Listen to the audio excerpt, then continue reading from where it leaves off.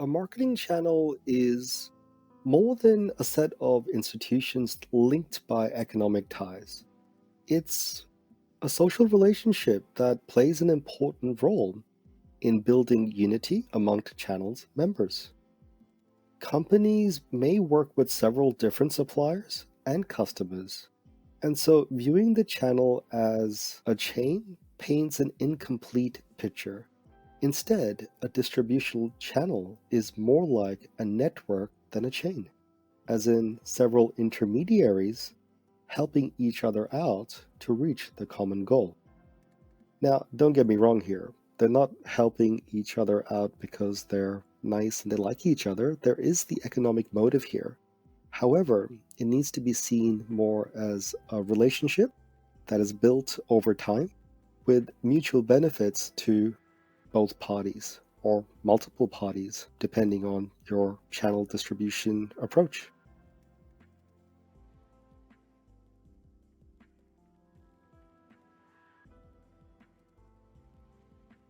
The market channel, a set of interdependent organizations that facilitate the transfer of ownerships as products move from one organization to another. For example, from a producer to business user or consumer. A producer uses several different or alternative channels, which includes multiple channels, non-traditional channels, and strategic channel alliances. Each of these channels can be used to its own advantage.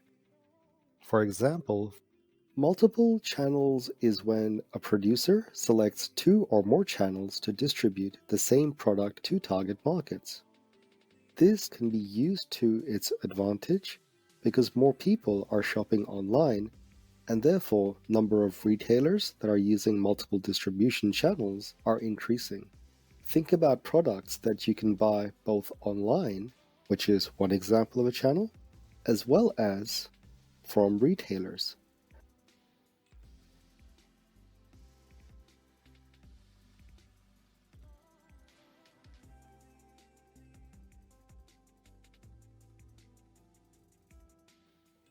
In adaptive channels, an alternative channel is initiated when an organization identified critical but rare customer requirements that they don't have the capabilities to fulfill. For example, some businesses or even individuals will go through Amazon to drop ship their products and thereby reach critical but rare customer. For example, your customers may not just be located locally, hence can't come to your store. They may be located globally. So going through platforms such as eBay or Amazon in this case allows you to have adaptive channels of distribution. Non-traditional channels, including the internet and mail order channels, help differentiate a firm's products from their competition. In today's world, online retail and online sales is fairly normal, but then again, have a look at all the physical stores that are currently operating around you, whether in the city or in the suburbs. Do all of them have online channels of distribution, i.e., an online store? And because this switch hasn't come in 100%, as in not everyone is selling online, this is still considered a non-traditional channel.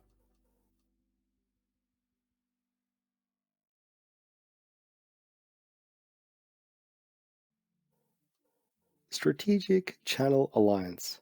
Producers use another manufacturer's already established channel. For example, Spotify has a strategic alliance with Uber. Customers as well as Uber drivers can access Spotify services during their ride. And the last one, emerging channels. So, with rapid changes in technology and communication, this has led to the emergence of new experimental distribution methods and channel structures. For example, flash sales sites have recently boomed in popularity. Think about Groupon in particular. The products that are on Groupon are heavily discounted, but you also have websites like OzBargain where the community identifies good deals to be had and promoted quite heavily through the website. There are also websites that have opened up in recent years where you can rent and return high fashion products, for example, handbags and accessories. There's a company called Rent the Runway, and they allow their members to pay a membership fee, so a monthly subscription fee, to try on various outfits as well as accessories.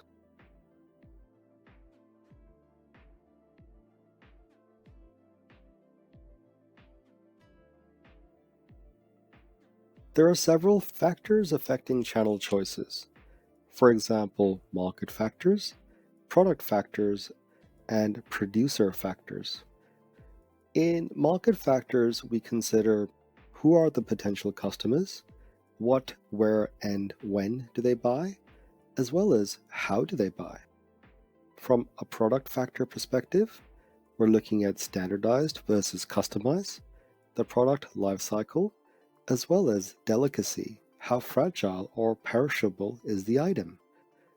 And lastly, producer factors, direct distribution and control. How important is that for our business?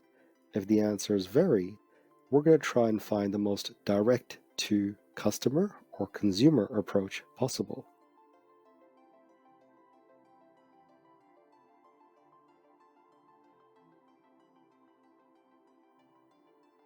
There are three levels of distribution to consider here: intensive distribution, selective distribution, and exclusive distribution.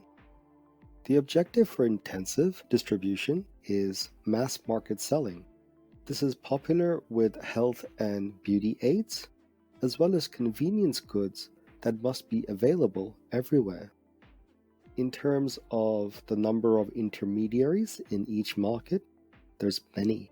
Convenience goods examples could include Coca-Cola, Pepsi, Lay's potato chips, Twisties, and so on. For selective distribution, here the objective is to work closely with selected intermediaries who meet certain criteria, typically used for shopping goods as well as some specialty goods. Number of intermediaries? Several. So not as many as intensive, but there will be several different outlets. For example, shopping goods, HP printers, Nikon cameras, Levi jeans, or even Hugo Boss.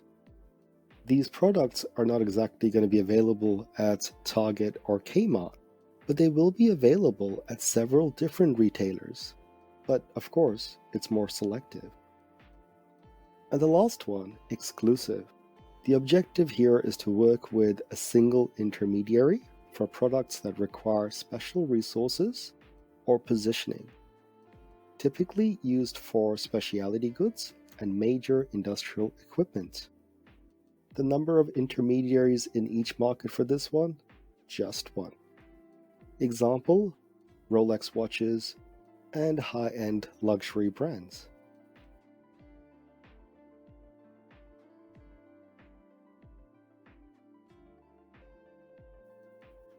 Hugo Boss is actually a good example of selective distribution. Hugo Boss clothes is sold only in select retail outlets. Because only a few retailers are chosen, the consumer must seek out the product. Selective distribution is achieved by screening dealers to eliminate all but a few dealers in a single area. In this particular way of doing things, we want our products to be available, but not too available. So this way, the customer still kind of has to work for it, but it is within reach.